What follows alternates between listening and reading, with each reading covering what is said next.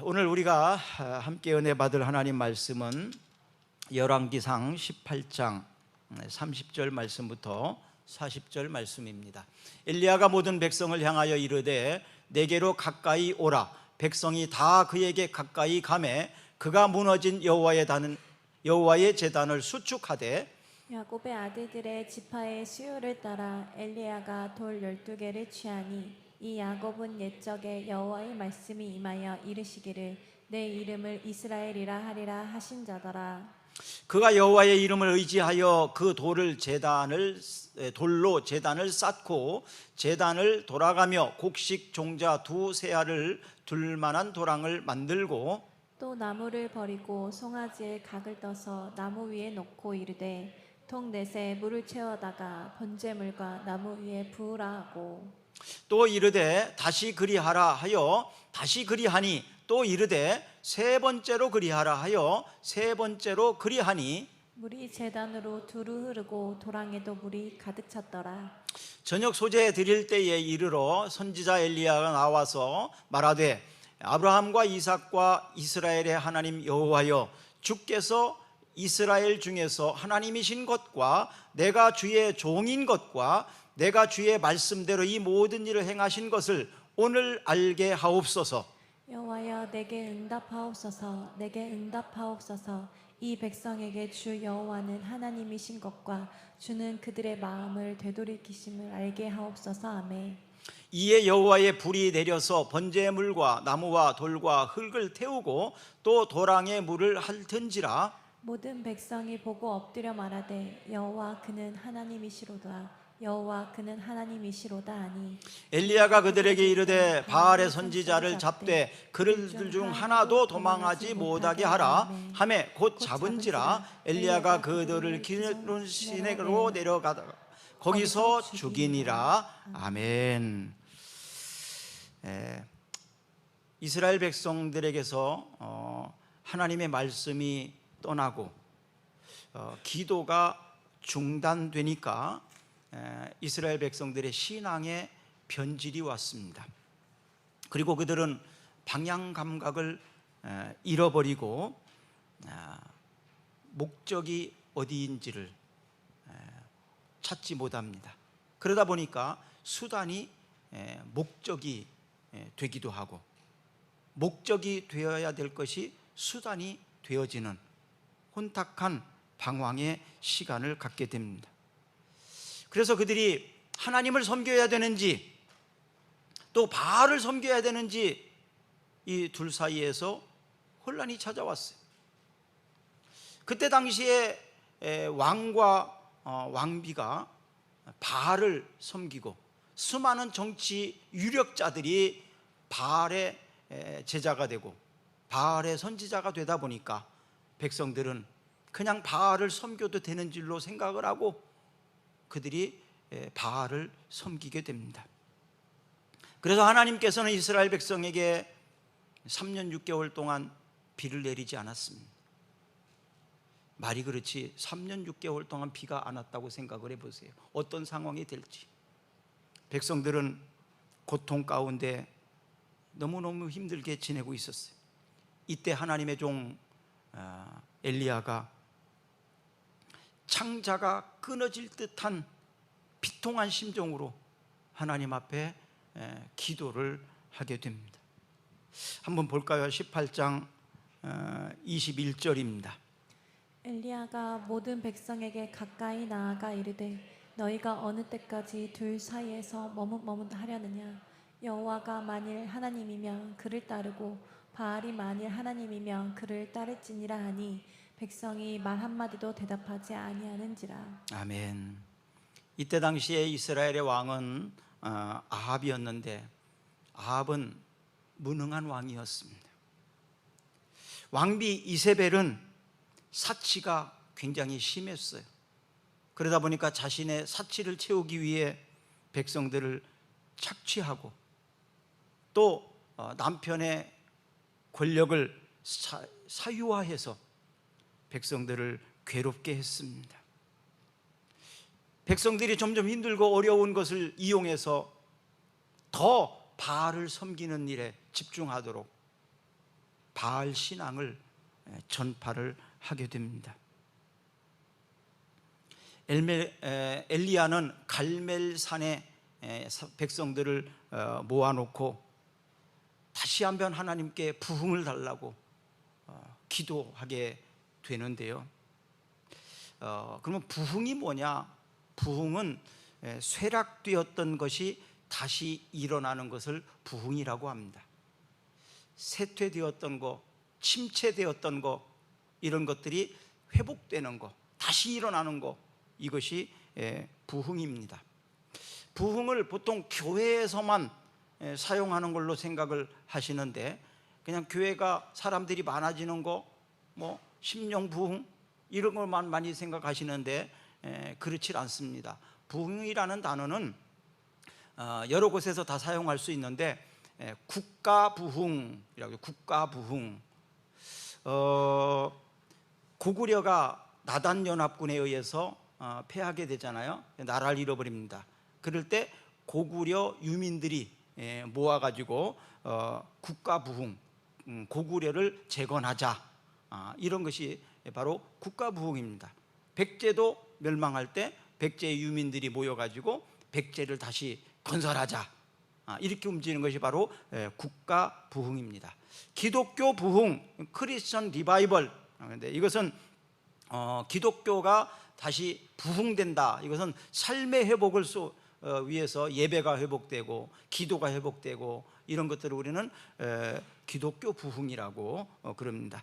요시야는 왕이 되었을 때 당시 우상 숭배와 이교도들이 많이 있었거든요. 그래서 그것을 정화시킴으로 인해서 기독교 부흥을 일으켰습니다.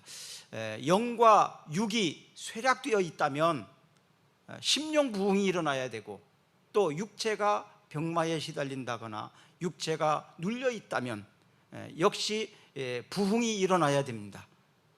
사랑하는 여러분들의 심령의 부흥이 있기를 바랍니다. 여러분들의 육체가 연약해져 있고 침체되어 있다면, 쇠락되어 있다면 회복되어지는 부흥이 있기를 주의 이름으로 축복합니다. 가정 경제가 파탄 지경에 이르러 있다면 이 역시 가정 경제가 부흥돼야 될 줄로 믿습니다. 그래서 다시 일어나는 것, 이것이 부흥입니다. 부흥. 오늘 말씀을 듣는 가운데 심령의 부흥과 경제의 부흥과 우리 국가가 부흥하는 역사가 있기를 예수 그리스도의 이름으로 축원합니다. 이 부흥을 위해서 엘리야가 어떻게 했다고 그랬죠? 갈멜산에 찾아갔습니다. 그러면 왜 하필이면 갈멜산이냐? 갈멜산은 여호와의 제단이 있던 곳이에요. 그러니까 하나님 앞에 예배드렸던 산입니다. 하나님 앞에 예배드렸던 곳이에요. 그런데 예배를 계속 진행했더라면 예배의 제단이 무너지지 않았을 거예요. 계속 보수하고 또 예배드리기 위해서 뭐 이렇게 준비하고 그랬으니까요. 그런데 예배를 중단하다 보니까 우리가 집도 사람이 계속 살아야지 집이 좀 깨끗하고 잘 보존되잖아요. 그런데 집을 비워두게 되면 집이 무너지게 됩니다. 못 쓰게 돼버립니다. 그런 것처럼 이 갈멜산에는 하나님을 예배하는 예배의 단이 있는데 사용하지 않다 보니까 이게 무너져 버린 것입니다. 기도도 계속하지 않으면 기도가 안 나옵니다. 우리 협동 목사님 사모님이 오늘 기도를 너무너무 뜨겁게 해주셔서 너무너무 감사하더라고요. 바로 그렇게 기도하기 위해서는 기도해야만 기도가 나와요. 그냥 기도가 나오지 않아요. 기도를 많이 해야 기도가 계속 술술 나오는 거거든요. 예배도 그렇습니다. 예배를 정말 잘 계속 드리는 사람이 예배를 잘 드려지지, 어쩌다 한번 나와가지고 예배가 잘 안 되는 거거든요. 그러면 하나님 앞에 예배 드렸던 이 갈멜산에 여호와의 전이 무너졌다. 그리고 생긴 것이 뭔지 아십니까? 바알의 제단이에요. 하나님의 전이 무너지게 되니까 바알의 제단을 그곳에 세운 거예요. 그리고 바알의 선지자들이 그곳에서 바알을 섬기는 그런 행사를 이 갈멜산에서 했습니다. 예배를 중지하게 되면 우상이 그 자리를 차지하게 됩니다. 예수님 당시에 한 여인이 귀신이 들려가지고 그 귀신을 내쫓아줬어요. 그러니까 귀신에 사로잡혀가지고 자기 생각대로 자기의 의지대로 살지 못했던 이 여인, 근데 귀신을 나가니까 이제는 내가 자유롭게 살 수 있잖아요. 또 내 의지대로 내 생각대로 살 수 있잖아요. 또 그런 귀신에 눌려서 살지 않아도 되잖아요. 자유로워졌습니다. 그런데 자유로울 줄 알았는데 그 한 귀신이 나가니까 그 귀신이 떠돌아다니던 귀신을 만나게 됩니다. 왜 여기 떠돌아다니냐? 갈 데가 없어서 그러는데, 그래 그럼 내가 살던 집에 한번 가볼까? 그러고는 7 귀신을 데리고 원래 있던 그 여자한테로 들어가 버렸습니다. 그러니까 한 귀신에 사로잡혔던 여인이었는데 떠돌이 귀신들이 7을 데려다가 들어가 버렸습니다. 그러니 얼마나 더 힘들게 되었겠습니까? 비워두면 그렇게 되는 거예요. 비워두면. 부흥의 비결이 무엇인지를 오늘 본문을 통해서 가르쳐 주게 되는데, 바로 예배의 단이라는 겁니다. 갈멜산의 예배의 단이 다시 회복되게 되면 부흥이 일어나게 됩니다. 그러면 예배는 어떻게 회복될 수 있을까요? 엘리야가 그럽니다. 가까이 오라, 가까이 오라. 그리고 예배의 단으로 모여야 된다는 것입니다. 모여야 된다는 거예요. 하나님을 가까이 하는 겁니다. 천지 창조의 목적은 하나님이 예배를 받으시기 위함이거든요. 사람에게 하나님은 복을 주시고 하나님은 그 사람들을 통해서 예배를 받으시기를 원하거든요. 그래서 우리는 하나님 앞에 예배를 드려야 될 책임이 있습니다. 이것이 바로 에덴의 회복이거든요. 그러면 하나님은 에덴 동산에서 아담과 하와에게 복을 주셨던 것처럼 하나님께서는 복을 주십니다. 이 에덴의 회복이 여러분들의 삶에 있기를 축복합니다. 하나님은 우리에게 복을 주시고 우리는 하나님 앞에 예배드리고, 이게 바로 에덴 동산의 행복입니다. 이 예배는 말씀과 기도, 그리고 찬양, 헌금 이런 것들이 순서에 들어져 있잖아요. 예배 속에. 그래서 이 예배 속에 있는 순서가 다 좀 감격이 있어야 돼요. 그럼 감격 있게 하려면 어떻게 해야 될까요? 노력이 필요합니다. 노력이 필요해야 돼요. 찬양의 은혜가 안 돼. 그리고 가만히 있으면요 계속 은혜가 안 됩니다. 찬양에 같이 가사에 집중하고 같이 막 부르고 막 마음으로, 힘으로, 영으로 막 찬양하고, 기도할 때 막 같이 열심히 기도하고, 또 말씀을 들을 때 그 말씀이 정말 하나님의 말씀으로 들려지도록 그 말씀을 내가 먹고 살아야 되니까 이런 간절한 마음들, 소망들이 있어야 합니다. 그럴 때 이 예배가 회복되어집니다. 그리고 엘리야는 이제 도랑을 팠어요. 도랑을 파가지고 물을 붓고 이렇게 했잖아요. 자, 도랑을 팠다는 의미가 여러 가지 의미가 있지만 그 중에 한 가지만 좀 말씀드리고 싶어요. 세상과 나 사이에 좀 도랑을 팠으면 좋겠어요. 예배 드릴 때 세상 생각하고 집 생각하고 게임 생각하고 놀 생각하고 그러면 예배가 집중이 되지 않아요. 좀 도랑을 파야 돼요. 그래서 공부할 땐 공부만 하고, 놀 땐 노는 데 집중하고, 예배 드릴 때 예배에 집중하고, 그래야지 간격을, 도랑을 파서 좀 구분을 해야 됩니다. 분리해야 됩니다. 그리스도인의 삶을 성공적으로 살기 위해서는 구별된 삶이 필요해요. 구별된 삶, 그리스도인이라는 의식을 가지고 살아야 된다 이 말입니다. 하나님께서는 예배드리는 자를 찾으십니다. 요한복음 4장 23절 한번 읽어볼까요? 아버지께서 참되게 예배하는 자들은 영과 진리로 예배할 때가 오나니 곧 이때라 아버지께서는 자기에게 이렇게 예배하는 자들을 찾으시느니라. 하나님은 예배하는 자들을 찾으십니다. 어떻게 예배하는 자들? 참되게 예배하는 자들, 영과 진리로 예배하는 자들, 바로 이렇게 예배하는 자를 하나님은 찾으세요. 지금 보고 계시는 거예요. 누가 정말로 참되게 예배하고 있는지, 누가 영과 진리로 진심으로 정성을 다하여 예배하고 있는지 그분을 찾고 계신, 그래서 그 예배를 받으시고 하나님께서 복을 주시는 거예요. 그래서 예배 드릴 때는요, 진심으로 성의 있게 정성을 다해서, 그리고 바르게 예배해야 됩니다. 잘 예배해야 됩니다. 로마서 12장 1절 읽어볼까요? 그러므로 형제들아, 내가 하나님의 모든 자비하심으로 너희를 권하노니 너희 몸을 하나님이 기뻐하시는 거룩한 산 제물로 드리라. 이는 너희가 드릴 영적 예배니라. 우리의 삶도 바로 예배가 될 수 있다. 우리가 제물이 된 것처럼 산 제물로 하나님 앞에 내가 제물이 된다. 내가 예배의 도구가 되어지는 것입니다. 예배를 구경하는 게 아닙니다. 내가 예배자가 되는 거예요. 요즘에 뭐 야구도 많이 하고 축구도 많이 하잖아요. 관중들은 뭐 그냥 구경하고 박수 쳐주고 응원해주고 그러면 그게 관중입니다. 그런데 선수로 직접 필드에서 뛰는 거, 그게 선수 아니에요. 선수가 중요하잖아요. 우리가 예배하는데 관중이 되어서는 안 됩니다. 오늘 기도하는 거, 오늘 찬양하는 거, 오늘 설교하는 거, 잘 봤다, 잘 구경했다, 그러고 가시면 안 된다 이 말이에요. 그건 관중입니다. 그건 구경꾼입니다. 내가 예배자가 돼야 돼요. 왜? 예배하는 자를 찾으시니까. 하나님은 관중을 찾으시는 게 아니에요. 하나님은 예배자를 찾으십니다. 내가 예배자가 되지 않는다면 나는 하나님이 찾으시는 자가 되지 못하는 거예요. 하나님께 선택받은 자가 되지 못하는 거예요. 내가 예배를 드릴 때 하나님은 나를 예배자로 찾으신 겁니다. 그러면 하나님이 안 찾으신 예배자가 되면 얼마나 억울합니까? 구경만 하다 가면. 찬양 인도하는 이건하 집사님, 우리 한 집사님만 하나님이 찾으시면 나는 뭐예요 그러면? 안 되지 않습니까? 그래서 예배하는 자가 돼야 됩니다. 예배자가 돼야 돼요. 예배자가. 그래서 이거 집중이 잘 안 되면 예배를 2개, 3개 만들어야 돼요.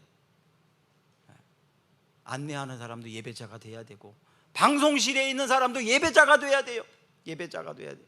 예배자가 되지 않는다면 그냥 온전히 예배 드릴 수 있는 시간을 따로 만들어서 일부 예배를 드리든 해야 합니다.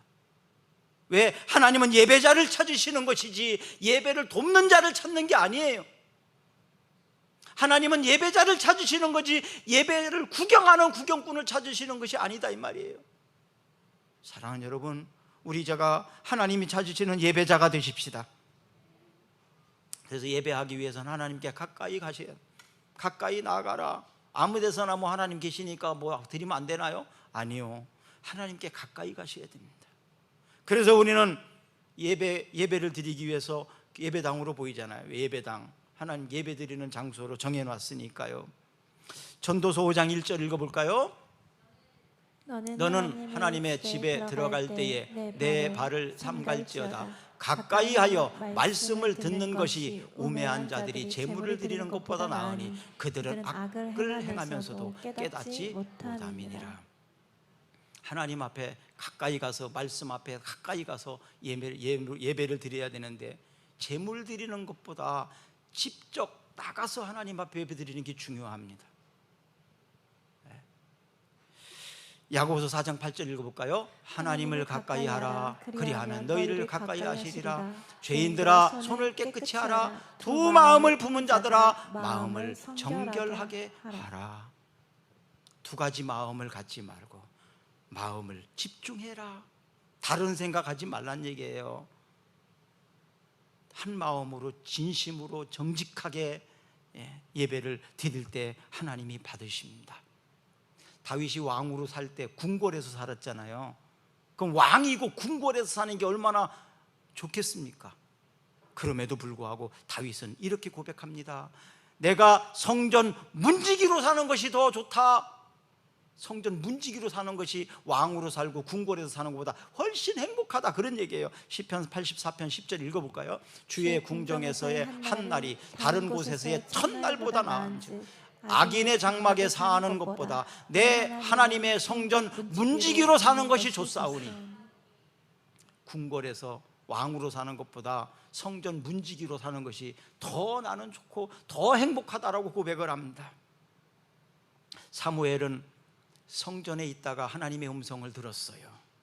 사무엘상 3장 10절과 11절 여호와께서 임하여 임하셔서 서서 서서 전과 같이 사무엘아 사무엘아 부르시는지라 사무엘이 이르되 말씀하옵소서 주의 종이 듣겠나이다 하니 여호와께서 사무엘에게 이르시되 보라 내가 이스라엘 중에 한 일을 행하리니 그것을 듣는 자마다 두 귀가 울리리라. 아멘. 사무엘은 성전에 있다가 하나님의 음성을 들었습니다.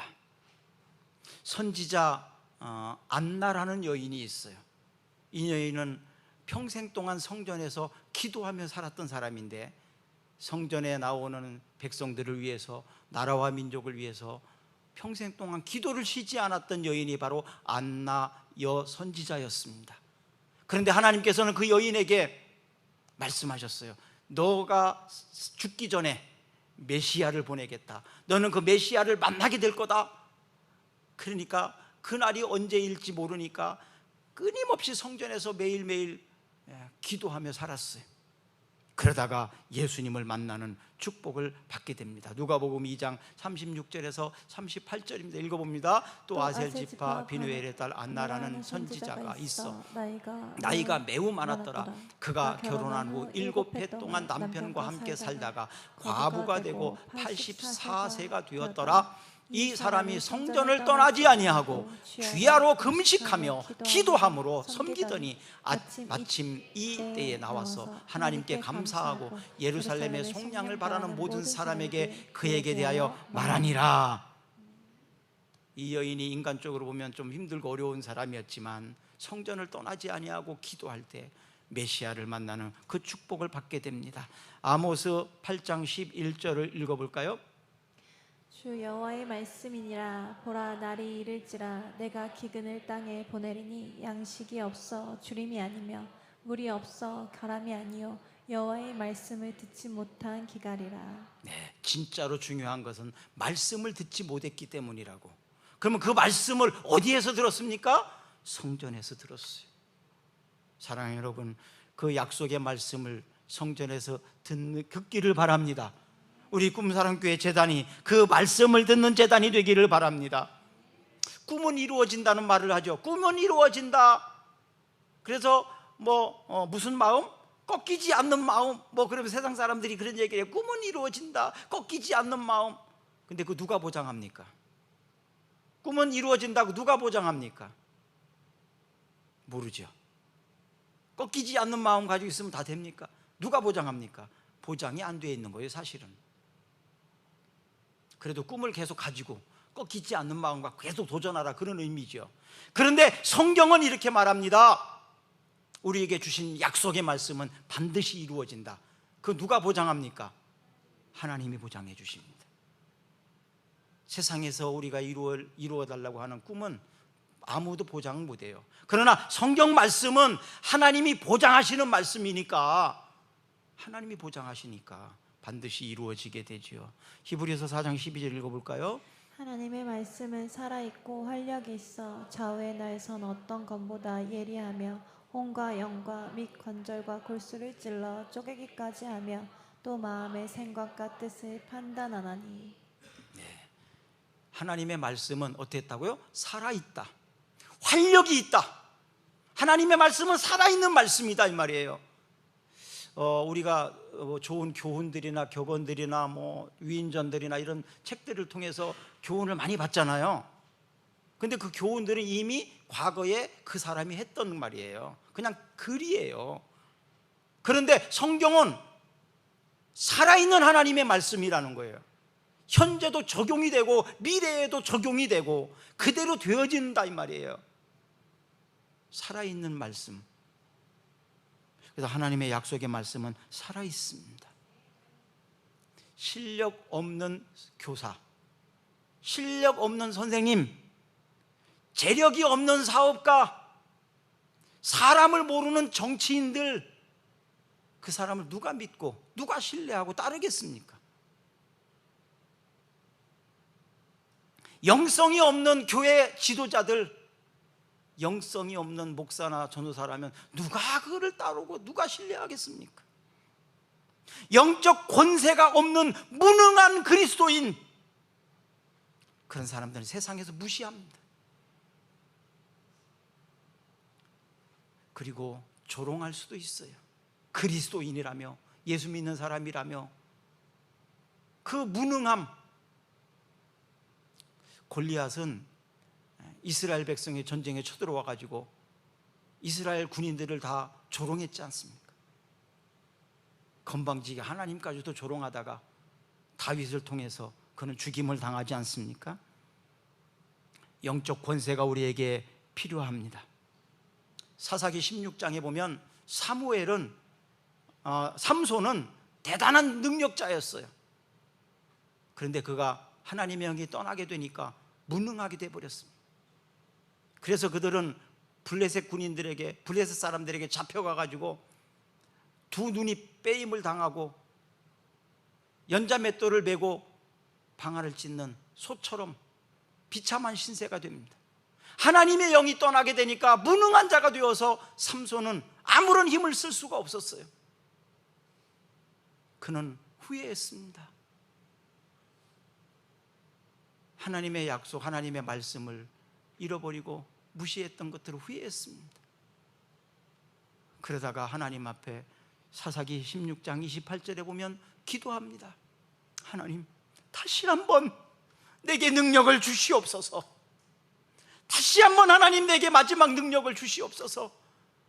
하나님의 이름을 능멸하고 내가 이렇게 비참하고 이런 신세가 되었는데 조롱하는 저 블레셋 사람들과 함께 내가 죽겠습니다.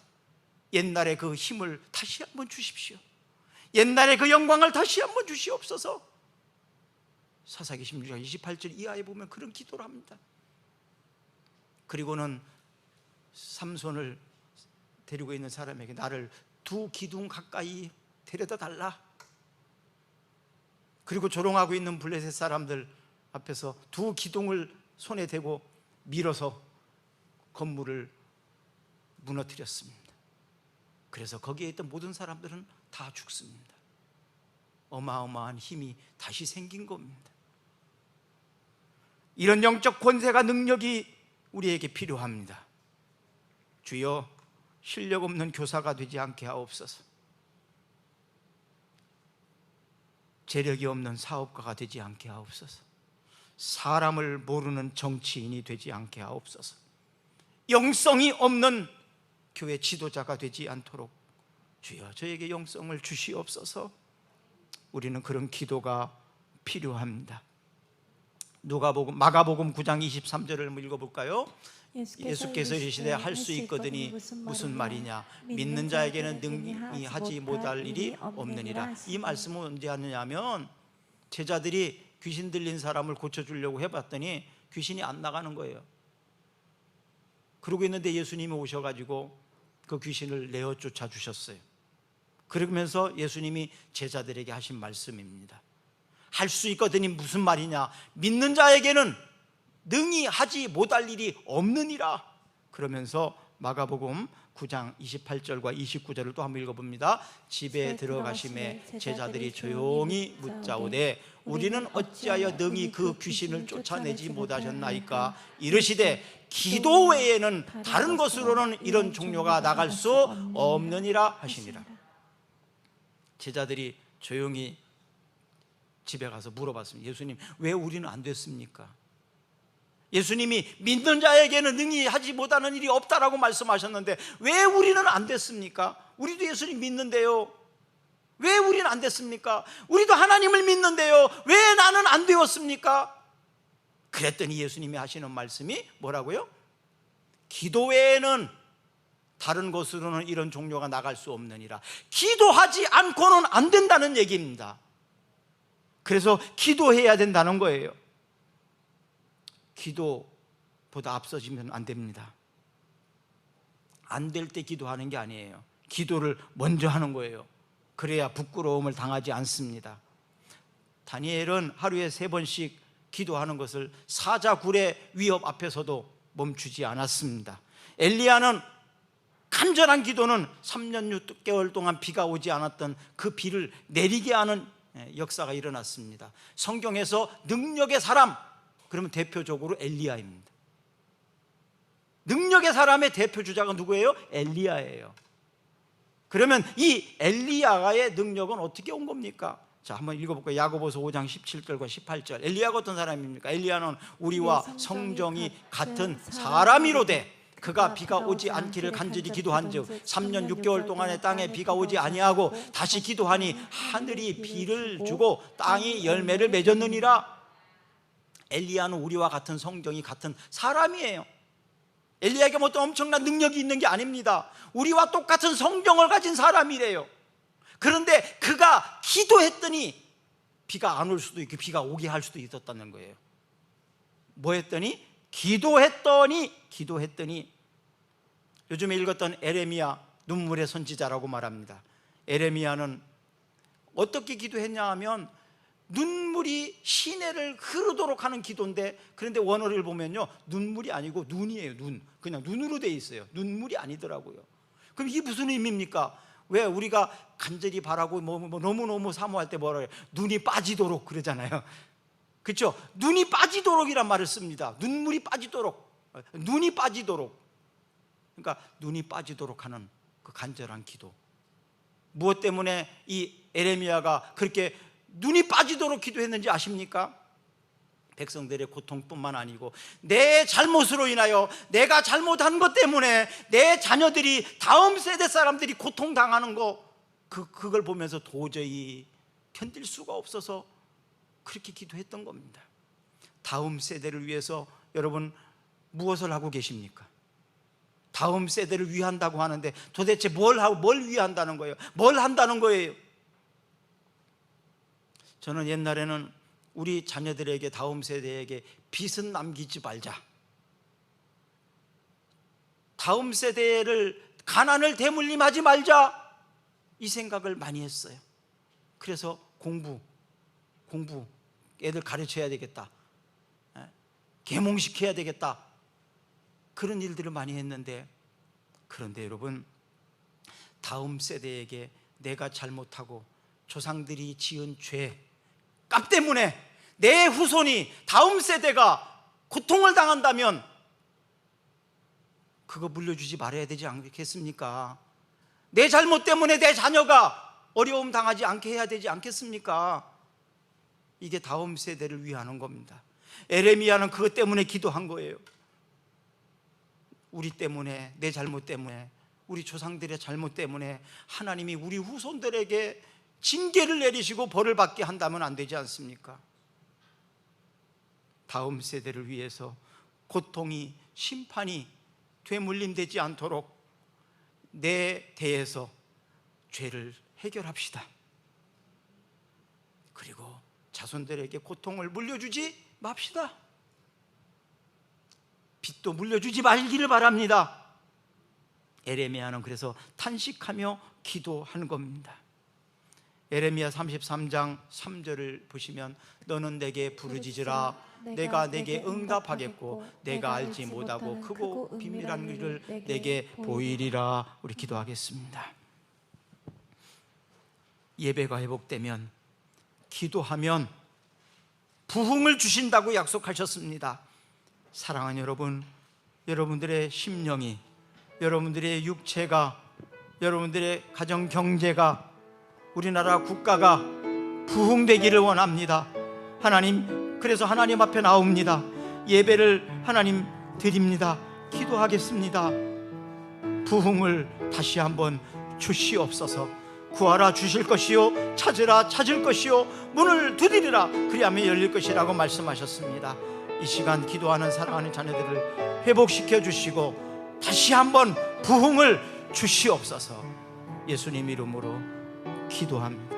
아멘. 다 같이 일어나셔서 찬양하겠습니다.